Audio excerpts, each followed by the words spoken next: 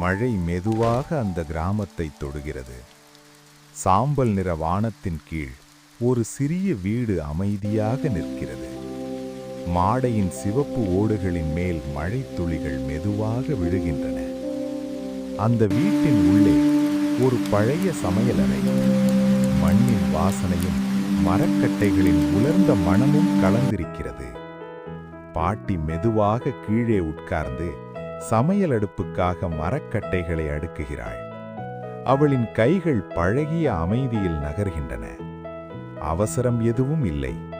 நேரம் மெதுவாக ஓடுகிறது. வீட்டின் வாசலில் ஒரு சிறிய பெண் அமைதியாக உட்கார்ந்திருக்கிறாள்.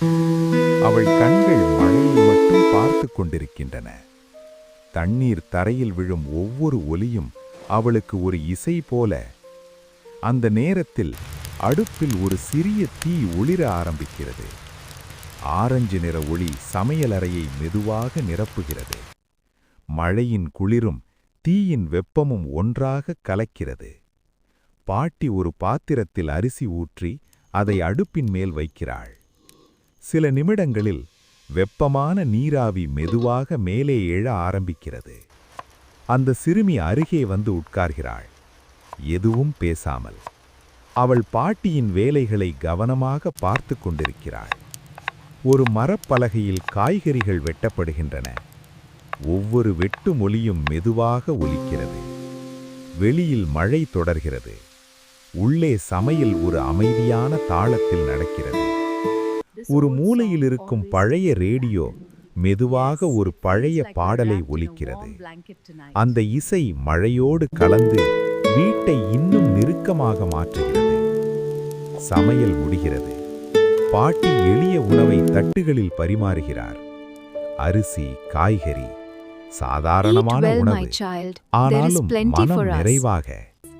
இருவரும் தரையில் அருகருகே உட்கார்ந்து சாப்பிடுகிறார்கள். பேச்சு இல்லை. ஆனால் அந்த அமைதியில் ஒரு பாசம் இருக்கிறது. மழை மெதுவாக குறைகிறது. மாலை இரவாக மாறுகிறது.